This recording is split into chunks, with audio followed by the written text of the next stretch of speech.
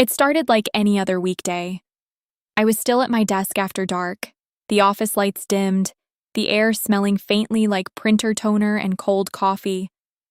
My phone was face down beside my keyboard, buzzing every so often with emails I didn't have the energy to answer. When I finally checked it, there was a new post from my mother-in-law. It was a wedding photo. Not a throwback, not a joke, a real one. Fresh flowers, evening lighting, people dressed up like they'd planned it. And standing there in the center, smiling like he didn't have a care in the world, was my husband. Next to him, in a white dress I recognized, was my stepsister. I didn't say anything out loud. I didn't even move at first.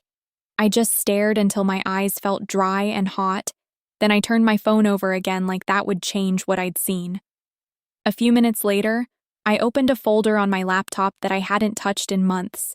It had one document in it, a scanned deed saved for emergencies.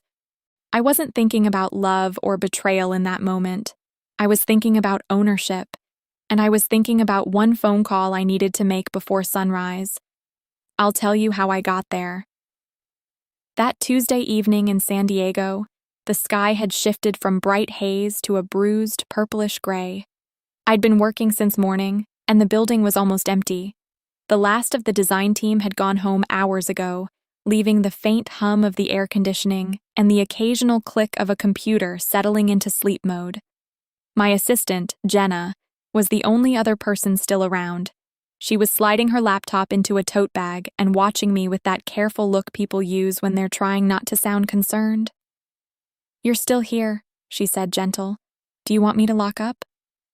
"I will," I told her. My voice sounded steady.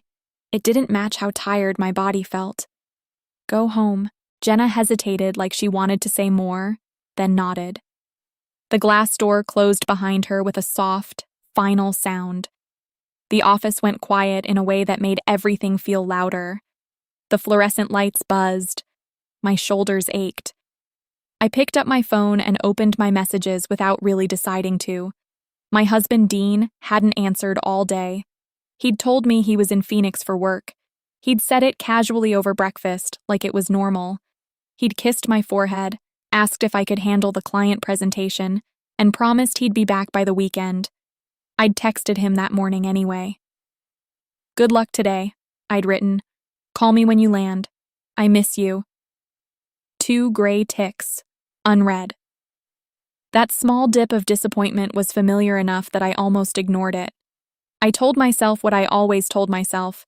He's busy, he's tired, he'll reply later.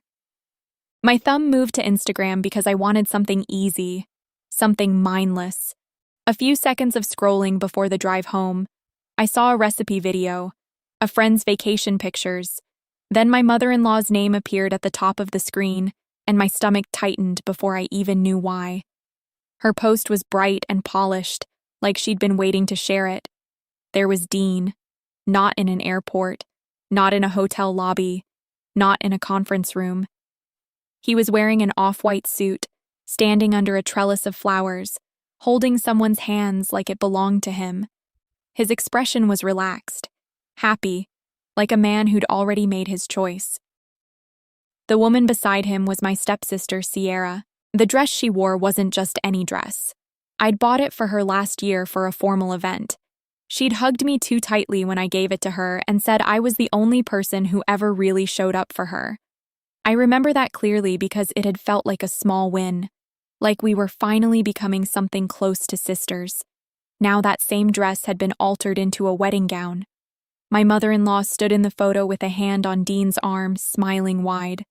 Around them were Dean's brother, his aunt, a couple of cousins, people I'd eaten dinner with, people who had sat at my table and thanked me for hosting holidays. The caption was short. "Dean and our Sierra. Finally. So proud." Finally. That word didn't feel like surprise. It felt like relief, like they'd been waiting. I scrolled through the comments with slow, careful movements. My skin felt cold. Someone wrote, "Welcome to the family for real." Someone else joked about babies. Several people used heart emojis like this was something sweet and ordinary. My hand didn't shake. Not yet. I locked my phone and sat there for a full minute, listening to the air conditioning cycle on and off. The office smelled like stale coffee and fabric samples. My eyes moved to the window and back again, like my brain needed a wider space to hold what I'd just learned. Then I opened my phone again, not to call Dean. I searched my mother-in-law's contact and stared at it. I didn't press call, yet. I put the phone face down. Then I packed my bag, turned off my desk lamp, and walked out of the office without rushing. In the elevator, I watched the numbers drop as if it mattered. 6, 5, 4. My reflection in the brushed metal doors looked normal. Tired, yes, but normal. I didn't look like someone whose marriage had just cracked open. Outside, the parking garage was cool and smelled like concrete and exhaust. My heels clicked in a steady rhythm that kept my mind from spinning. I got into my car, shut the door, and sat with both hands on the steering wheel without turning the key. I didn't cry. I didn't call a friend. I didn't even open Instagram again. I stared at my phone until the screen went dark. Then I picked it up, turned it over in my hand once, and tapped my mother-in-law's name. It rang. Twice. 3 times. Hello? Her voice was bright, almost amused.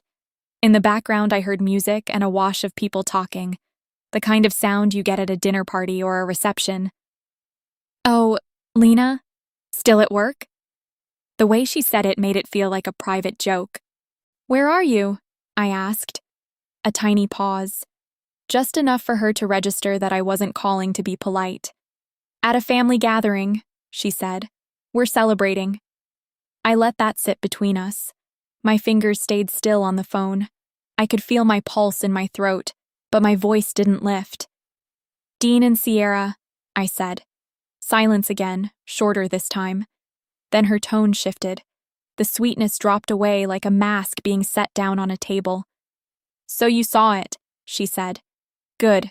Saves us the trouble. Us, I repeated. She sighed like she was tired of the whole situation. Lena, let's not pretend this is a shock. You've been married to my son for years, and you've given him nothing but empty promises and late nights. I stared forward through the windshield, watching a security light blink on the far wall of the garage.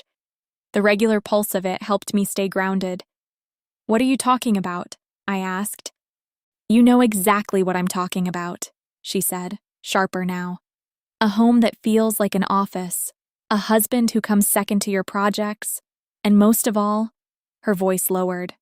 No children. My grip tightened on the steering wheel. I could feel the leather under my fingers. I could feel how steady my breathing was, like my body was doing the work for me. I started. You never tried, she cut in. Or you did, and you didn't tell anyone. Either way, it doesn't matter. Dean needs a family. He needs an heir. He needs a wife who actually wants to be a wife. I didn't respond. I didn't give her a reaction to feed on. In the background, someone laughed loudly. A glass clinked. I could picture her standing somewhere warm and decorated, surrounded by people who were congratulating themselves. Then she said it, like she was delivering a final answer. Sierra is already pregnant. The words landed cleanly. Not dramatic, just factual, the way someone says the weather is changing. I didn't speak for a moment. The air felt thinner. My eyes stayed open, unblinking. How far along? I asked. Almost 2 months, she said, and there was satisfaction in it, like she'd won something. 2 months meant this wasn't a sudden mistake. It wasn't a one-night lapse. This was a plan with a timeline. A plan that had been moving forward while I was paying bills, approving payroll, sitting through meetings, signing contracts. My mother-in-law continued, now fully committed to her version of righteousness. And frankly, it's better this way. It makes things respectable. A marriage, a baby, a proper family. You arranged this, I said, not as a question. I helped my son, she replied. You were never going to do what a wife is supposed to do. You're a provider, Lena. That's what you are. A wallet. Don't take it personally. That was the moment something in me went quiet. I didn't argue. I didn't plead. I didn't ask for an explanation I didn't need. I simply said, "Okay." She hesitated, like she was surprised I wasn't begging. Then she recovered quickly. "You'll be smart about this," she said. "You'll accept it. You can keep your career, keep your life. Just don't be an obstacle." I didn't answer. "Lena?" she pressed. I looked down at the phone. My screen showed her name, the little timer counting upward. I could hear the music behind her. I could hear the confidence in her breathing. "Good night, Marlene," I said. And I hung up. I set the phone in the cup holder. My hands were steady. My face felt calm. But my mind was already moving, slotting facts into place the way I do when I'm fixing a problem on a job site. Dean had married my stepsister. His family was there. They posted it publicly. His mother felt entitled to explain it to me like I was an employee being reassigned. And Sierra was pregnant, which meant this wasn't only betrayal. It was leverage. It was a way to secure their future. I started the car. On the drive out of the garage, my headlights swept over the concrete walls. I stopped at the gate, waited for it to lift, and pulled onto the street like I was leaving any other late-night shift. The city was still awake. Restaurants were closing. A few people walked dogs. The traffic lights changed on their own schedule, indifferent. Halfway home, I realized I couldn't go back to the house. Not yet. The house wasn't just a place to sleep. It was a stage where Dean had been performing a role, and if he came back before I was ready, I would be forced into a conversation I didn't want. So I drove to a hotel downtown. Quiet, well-run, the kind of place where nobody asks personal questions if your card clears. At the front desk, I gave my maiden name. I said I wanted a suite for a few nights. I smiled politely, signed the tablet, took the key card. Upstairs, the room smelled like clean linen and citrus cleaner. The curtains were heavy, the lights were soft, everything felt controlled. I set my bag down, poured myself a glass of water, and sat at the small desk near the window. Then I opened my contacts again and scrolled to one name I hadn't called in years unless it was serious. Ethan Mercer, my attorney. He answered on the second ring, voice low with sleep. "Lena, it's late." "I know," I said. "I need you tonight." The pause on his end told me he was awake now. "What happened?" I looked out at the streetlights far below, the way they made the pavement shine. "I need to sell my house," I said. Another pause, this one longer. "That's a significant decision," he said carefully. "Are you safe?" "I'm safe," I said. "I'm clear, and the house needs to be sold immediately, not listed, sold." He exhaled slowly. "Lena, that property is—" "I know what it is," I said. "I need a cash buyer. Fast closing.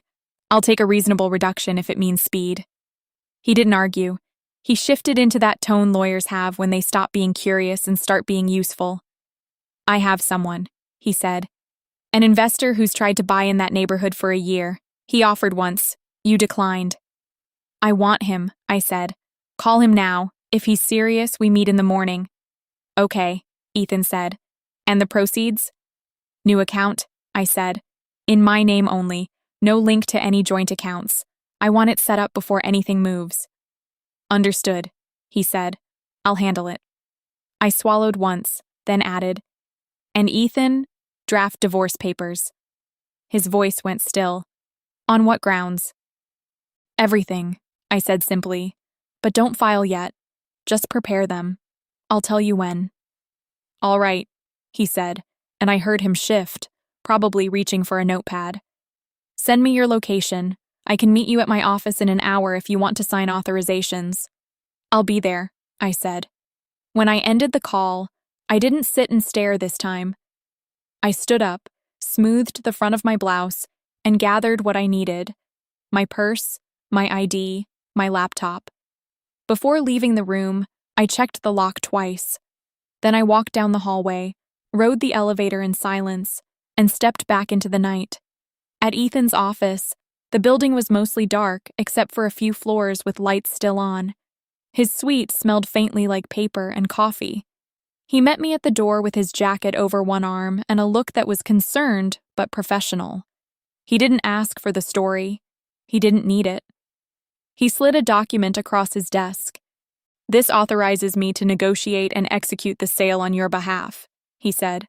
"I'll still need your signature on final papers tomorrow, but this gets us moving now." I read every line, slowly. My eyes didn't blur. My hands didn't shake. Then I signed. When I set the pen down, Ethan watched me for a moment. "Do you want to go home and get anything? Documents? Passport? Valuables?" "Yes," I said, "but I'm going alone." He nodded, even though he didn't like it.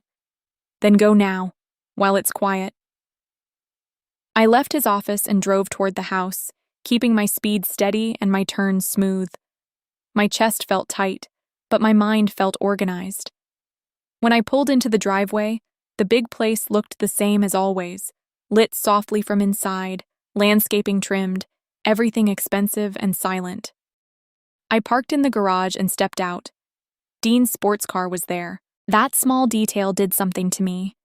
It wasn't anger, it was clarity. A confirmation that he hadn't been where he said he was, or if he had flown anywhere, it wasn't for the reasons he gave me. I went inside without turning on the overhead lights. I used my phone flashlight, moving quietly through the foyer, past the art, past the staircase that Dean loved showing off to guests. I didn't go upstairs. I went straight to my study. Behind a framed print on the wall was a safe. Dean knew it existed. He didn't know the code. He thought he did. For a long time, he assumed it was our anniversary. It wasn't. I'd changed it months ago. I entered the numbers, listened for the soft click, and pulled the door open. Inside were folders, neat and labeled. The kind of neatness I keep when I don't trust anyone else to protect my life. Deed documents, titles, investment statements. I started pulling them out one by one, stacking them in a clean pile on my desk. And then, behind the folders I recognized, I saw something I didn't. A plain blue envelope. No label, no notes. Just tucked back there like someone thought I'd never look closely. I reached for it, held it for a second, and opened it. And when I saw what it was, I stopped breathing. I didn't read it quickly. I read every line, twice. Then I sat down very slowly in my desk chair, the paper still in my hands. Because what I'd just found wasn't only betrayal, it was a policy, issued recently, and the beneficiary name on it was not my husband, it was Sierra. Then I waited. I stayed seated for a full minute before reading it again. It was a life insurance policy, $10 million. The insured name was mine. The issue date was 3 months earlier. The beneficiary listed was Sierra Dalton. Relationship, future spouse of policyholder's husband. The language was clinical, clean, ordinary. There was nothing emotional about it. That was the part that made it clear. The timeline matched too neatly. 3 months ago was around the time Dean had started talking about long-term security. He'd asked a few unusual questions about estate planning. I had answered casually. I didn't think anything of it at the time. Now it fit. I didn't panic. I placed the document on my desk and looked around my study. The shelves, the framed certifications, the floor-to-ceiling window facing the yard. Everything I'd built felt solid, ordered. I was not going to let fear rearrange my mind. I pulled my phone from my pocket and took clear photos of every page. Front, back, signature page, policy number, issuer information. Then I folded the original carefully and slid it into my leather portfolio with the property documents. I didn't touch anything else in the safe. I closed it, turned the dial, covered it back with the framed print. Then I walked through the house one more time, not to remember it, to inventory it. The dining room table where his family had sat at Thanksgiving. The kitchen island where he'd leaned casually while asking me for temporary transfers. The living room where he'd told me I worked too much. Everything looked staged now, like a set after filming ends. I didn't go upstairs. I didn't need to. I locked the front door behind me and got back into my car. Then I drove away without looking in the rearview mirror. The next morning, I met Ethan at 9:30 sharp. The investor he mentioned, Martin Hale, arrived early. He was in his 50s, direct, dressed simply but expensively. He didn't waste time with sympathy. "I understand you want speed," he said. "I can wire $15 million today. No contingencies. I want possession within 24 hours. "I'll sign today," I replied. We reviewed the documents. Every clause, every timeline.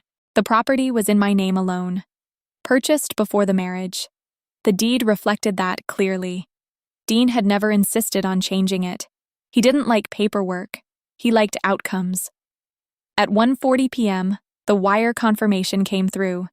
$15 million transferred into a new account opened that morning under my name only. No joint access, no shared passwords. I showed the confirmation screen to Ethan. He nodded once. The house was no longer mine. And more importantly, it was no longer his. From the bank, I didn't go back to the hotel immediately. I opened my banking app and logged into the household joint account, the one used for expenses, staff, utilities, and Dean's monthly operating cushion. The balance showed $132,400. I transferred every dollar into my new account. Then I opened my primary credit card account. Dean had 2 authorized user cards under my line. I called the number on the back. "I need to cancel both authorized cards immediately," I said. "Reason?" the representative asked. "Lost," I replied. Within minutes, both cards were deactivated. Then I changed the passwords on every shared platform: utilities, security system, streaming services, cloud storage, system by system, order by order. I wasn't reacting. I was reorganizing. By late afternoon, my phone finally lit up with his name. "Why aren't you answering?" the first text read. A few minutes later, "The card was declined. Is there a fraud alert?" Then, "Lena, call me." I didn't respond immediately. I let 10 full minutes pass. Then I typed, "I canceled the cards. There was suspicious activity. We'll talk when you get home." I blocked his number before the reply could arrive. Then I blocked his mother, his brother, Sierra. Silence is not weakness. Silence is containment. The following morning, I drove to a secondary office location most people didn't know I owned. 3 years earlier, I had started a subsidiary firm, Harrison & Cole Development. I structured it so Dean could feel independent. He held the title of Operations Director. I retained 90% ownership. The remaining 10% was split among 2 long-standing investors. The acting CEO was a trusted executive named Richard Vaughn. Quiet, careful, loyal to documentation more than personalities. I did not call ahead. When I walked into the building at 8:55 a.m., the receptionist looked startled. "I need to see Mr. Vaughn," I said. Within minutes, I was in his office. He stood when I entered. "Is everything all right?" "No," I said calmly, "but it will be." I closed the door. "Pull the last 6 months of financial records authorized by Dean," I said. "All vendor payments, all discretionary transfers. I want the detail reports." Richard didn't question me. He logged in and began opening files. The first red flag appeared quickly. A vendor named Solara Consulting LLC. Large monthly payments, $35,000 to $40,000 at a time. Richard frowned. This wasn't part of our original vendor list. "Who authorized it?" I asked. Dean signed every approval. "Pull the registration on the company." He ran the search through the state database. Owner, Sierra Dalton. Address, P.O. Box. No employees listed. Richard leaned back slowly. "This is a shell." "Yes," I said. We continued.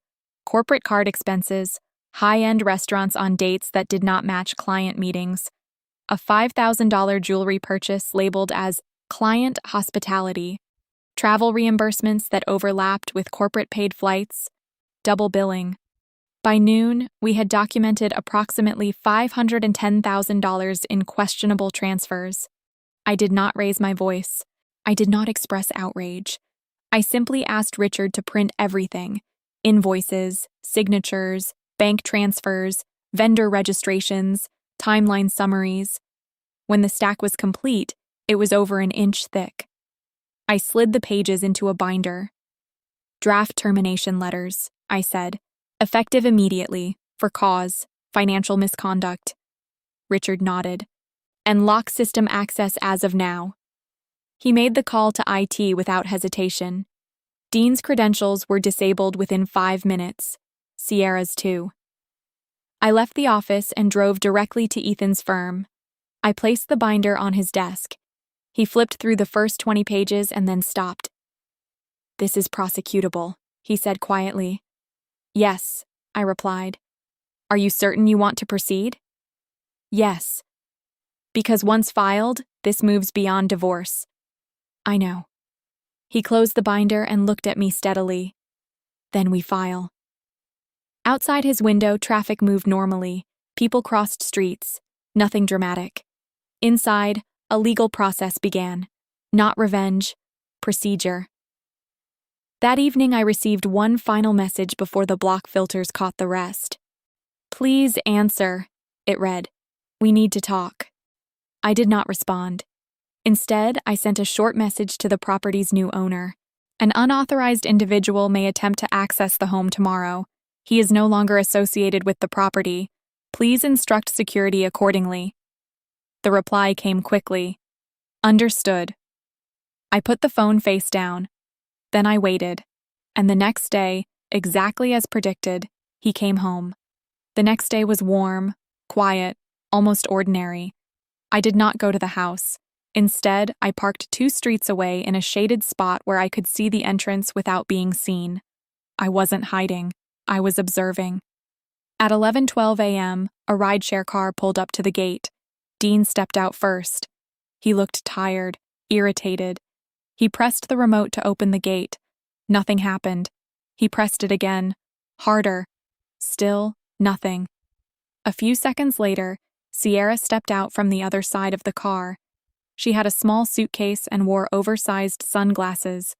Even from a distance, I could see confusion in her posture. Dean walked toward the security booth, his movements quick and impatient. The guard who greeted him was not the one we used to employ. Martin Hale had replaced the entire security team that morning. I watched as Dean spoke. His hands moved in wide gestures. The guard remained still. Then I saw the moment it registered. Dean stepped back slightly. He looked at the gate, then at the house, then back at the guard. The conversation lengthened. Sierra walked closer. Her body language shifted from confident to tense. The guard pointed toward the property. I knew exactly what he was saying. "Ownership transferred yesterday. You are not listed." Dean tried the remote one more time. Then he pulled out his phone. He must have tried calling me. He must have realized he was blocked. His shoulders stiffened. Then he checked something on his phone again. Probably the joint account. Probably the cards. From the distance, I couldn't hear the words. But I didn't need to. The realization was visible. Sierra's hands began moving sharply. She was speaking fast. Dean ran a hand over his face. He looked smaller somehow. There is a particular moment when someone understands they no longer control the structure they assumed was permanent. That moment is quiet. It doesn't require shouting. I watched it happen. By 11:40 a.m., Dean was pacing. Sierra had dropped her suitcase beside the curb. At 11:47 a.m., a motorcycle courier arrived. He carried a silver-wrapped box with a black ribbon. The guard accepted it and directed him toward the gate. Dean signed for it. I had arranged that delivery the night before. Inside the box were 2 sealed envelopes on company letterhead. Termination notices. One addressed to Dean. One addressed to Sierra. Underneath them was a small card. The wording was simple. Effective immediately. Access revoked. Company assets must be returned within 24 hours. No emotion, just instruction. I watched as Sierra opened hers first. Her posture changed instantly. Dean opened his seconds later. He didn't move for a long time. He just stared at the paper. Then he folded it once, then again, not carefully, just reflexively. The guard remained at his post. The gate remained closed. At 12:05 p.m., two marked police vehicles turned onto the street. They moved slowly, deliberately. I stepped out of my car as they parked. Ethan had coordinated everything with the Financial Crimes Unit that morning. The complaint was filed formally at 9:30 a.m. The documentation was verified by 11. By noon, officers were authorized to conduct questioning. There were no sirens, no urgency, just procedure. I walked toward the gate as the officers approached Dean and Sierra. The lead officer addressed them calmly. "Mr. Dalton? Ms. Dalton?" Dean corrected him automatically. "Preston." The officer checked the file. "Yes, Mr. Preston."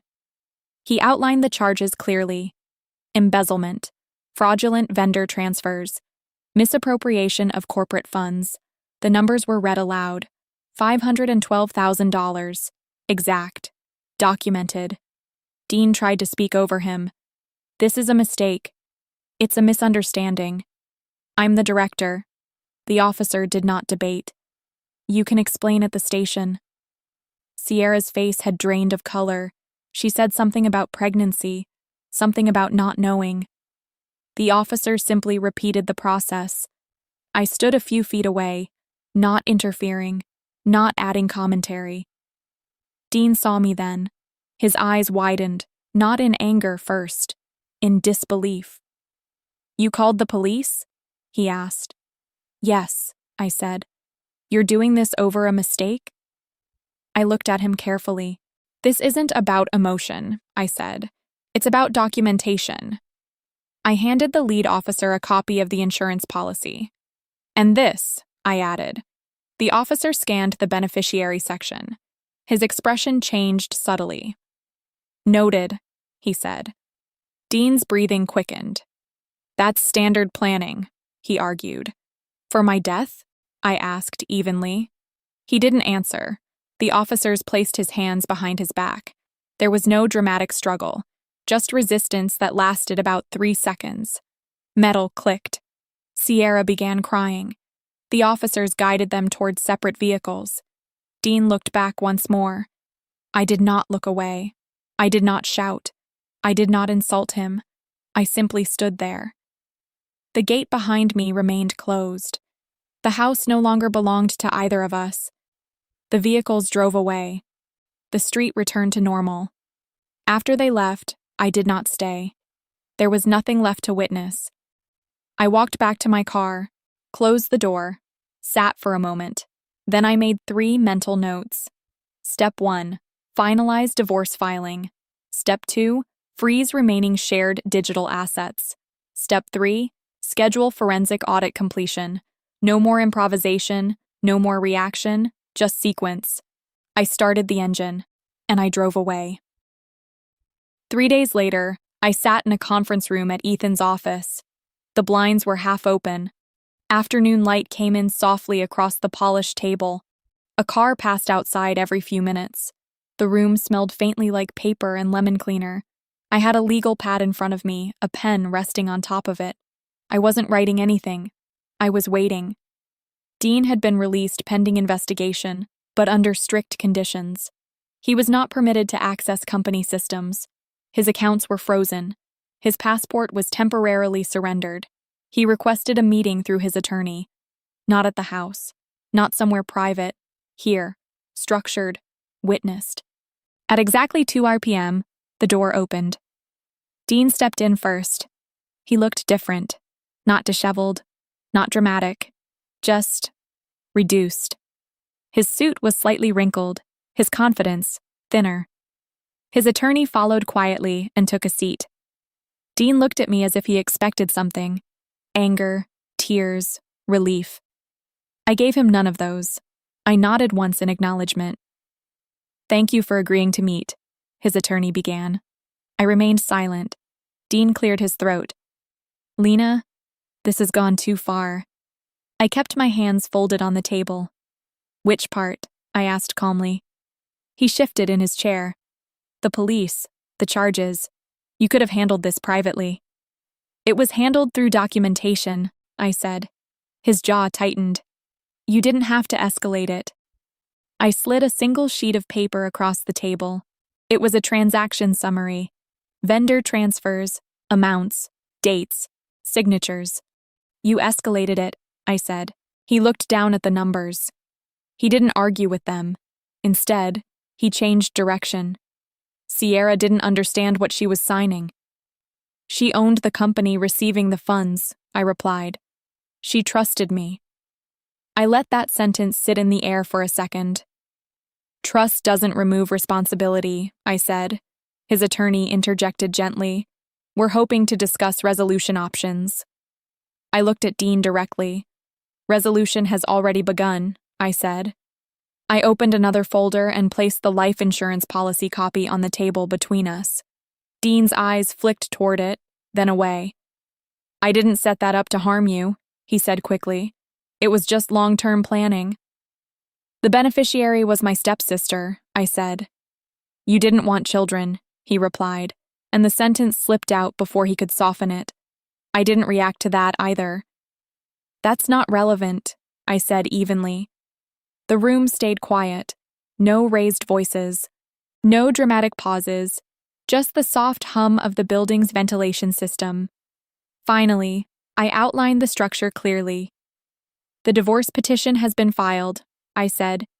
Irreconcilable differences and financial misconduct. He inhaled sharply at that.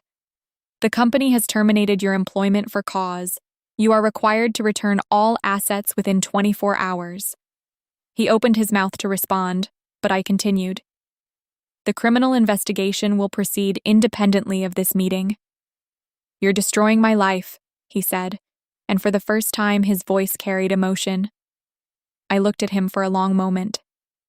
No, I said quietly. Your decisions did that. Silence followed. He looked down at his hands. I noticed something small then. His wedding ring was gone, not dramatic, just absent.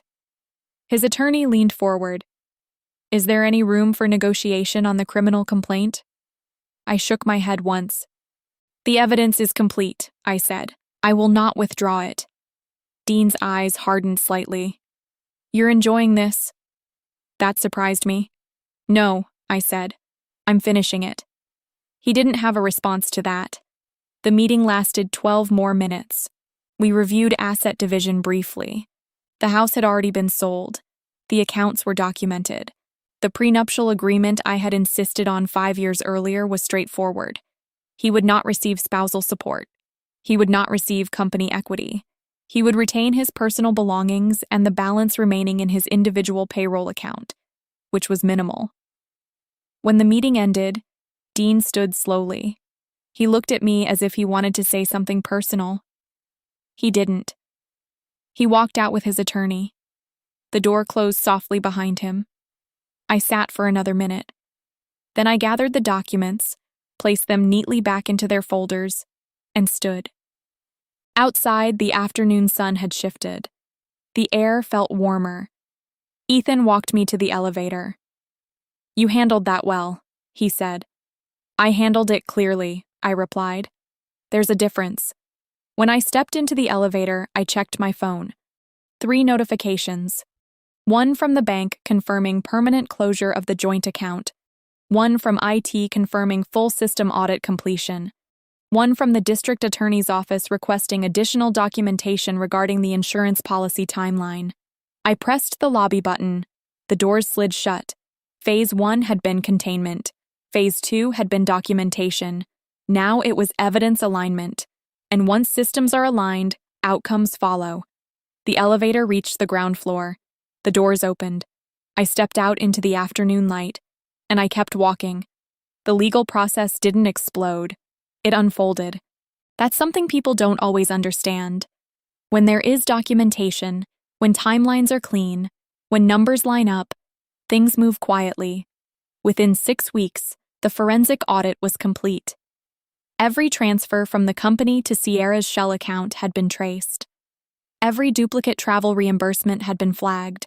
The jewelry purchase, the restaurant charges, the vendor approvals, all of it was documented with signatures and timestamps. Dean's defense shifted twice. First, it was misunderstanding. Then it was shared responsibility. Finally, it became financial pressure and poor judgment. But digital records don't bend around emotion. The insurance policy added weight. The issuing agent confirmed Dean had initiated it personally. The beneficiary update request carried his signature. The effective date aligned precisely with the start of the unauthorized vendor transfers. The district attorney didn't dramatize it. He simply added it to the file. The divorce finalized before the criminal case concluded. The prenuptial agreement held exactly as written. The judge reviewed the asset structure, the original deed, the separate accounts, the ownership filings.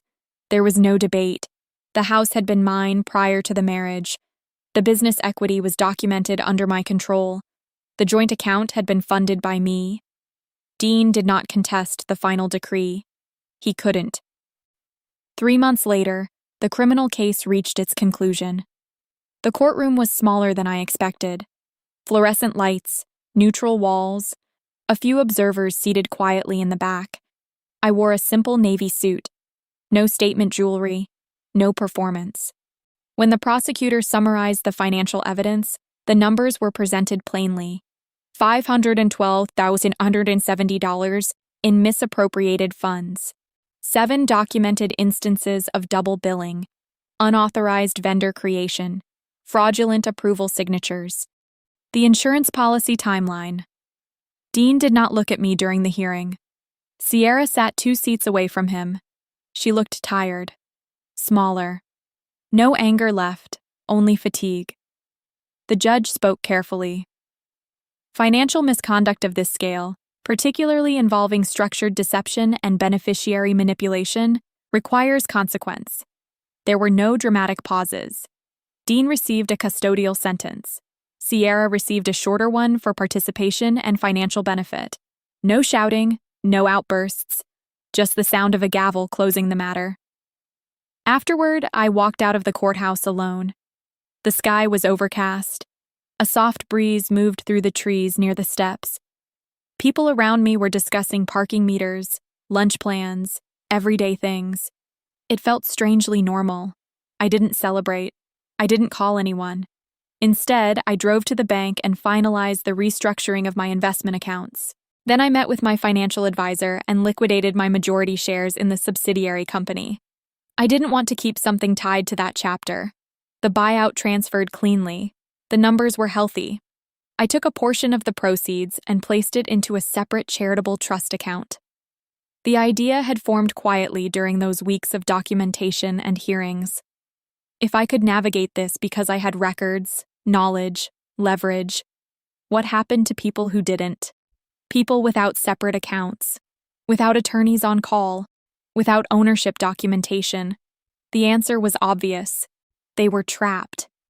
So I funded a legal assistance initiative, quietly at first, not public, not branded, just resources. I moved 6 months later, not far across the country, just north along the coast, into a smaller town where the air smelled like salt and eucalyptus. The house I bought there was modest compared to the old one. 3 bedrooms, wide windows, a view of the water from the kitchen. Ownership, solely mine. The first night I slept there, it was completely silent except for distant waves. No security alarms chirping. No late-night arguments replaying in my head. Just steady quiet. I unpacked slowly over the following weeks. Organized the kitchen. Labeled files in my home office. Shredded documents I no longer needed. Routine is powerful. Order is calming. By the time a year had passed, the legal chapter felt closed, not dramatic, just completed. I didn't feel victorious. I felt structured. There's a difference. One afternoon, nearly 2 years after everything began, I received a brief email update from the district attorney's office confirming final sentence status and restitution enforcement procedures. I read it once, closed it, archived it. No emotion attached. The system had finished what it started, and I had moved on. Most mornings now, I wake up before the sun fully rises. The house is quiet in a way that feels earned. I walk into the kitchen, start the kettle, and stand by the window while the water heats. From there, I can see the ocean in the distance, a steady gray-blue line that doesn't rush or demand anything. I make tea, always the same kind. I wipe the counter after I use it. I fold the dish towel neatly. Small rituals, small control. After everything settled legally, I gave the Legal Assistance Initiative a name. Not something dramatic. Just the Dalton Grant Foundation. My maiden name. Clean. We help women review financial documents. We teach them how to read property deeds, how to separate accounts, how to recognize patterns in spending reports. We pay for consultations when needed. Nothing flashy, just structure. A few months ago, I stood in a hotel ballroom speaking to a room full of donors and volunteers. I told them something simple. Documentation protects you. Silence can protect you. Clarity protects you. No theatrics. Just truth. After the event, my assistant handed me a tablet with updates from the foundation's legal team. One case caught my attention. A woman who discovered her spouse had taken out loans against a shared property without her knowledge. Different details. Same pattern. I told the team to schedule a review session for her, to make sure she understood every page before she signed anything else.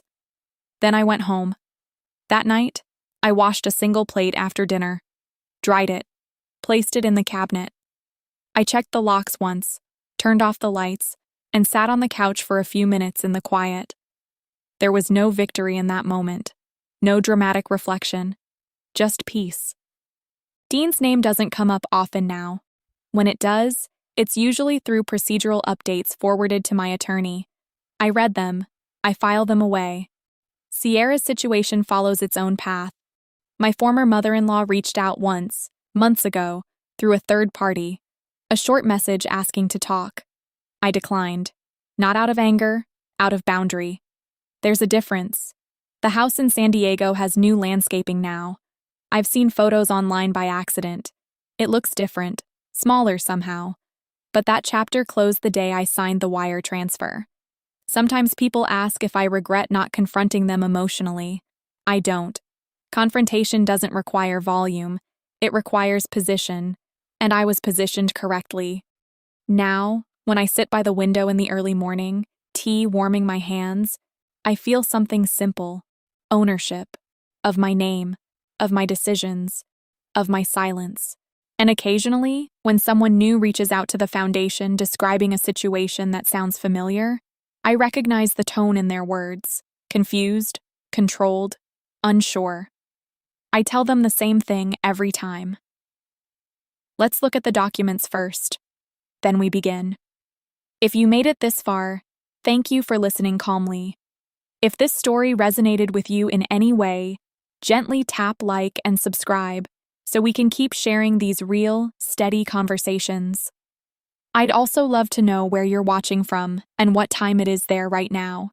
It always amazes me how many different cities gather here. 2 of our most requested stories will appear on your screen next. Take your time with them. And as always, stay observant, stay steady,